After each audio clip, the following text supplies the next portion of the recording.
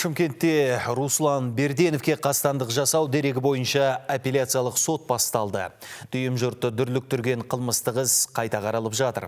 Сотталушы тарап Ернар Жиенбайдың жазасын жеңілдетіп, бостандыққа жіберуді сұрайды. Прокуратурада заңды қадағалаушы орган 99-ның 2-сінің 6-сын 99-ның 1-не ауыстырды.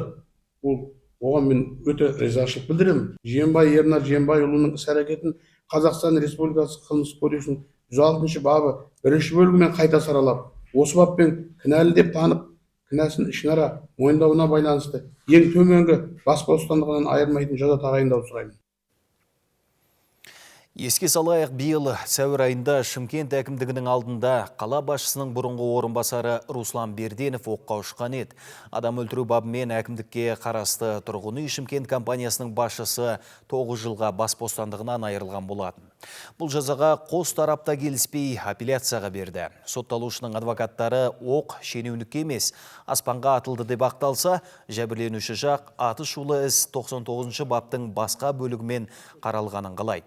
Бұл бап бойынша жаза мерзімі 15 жылдан өмір бойына дейін қарастырылған екен. Қанды оқиғадан соң денсаулығым нашарлады деген атқамінердің өзі соттың бірде-бір отырысына келмеді.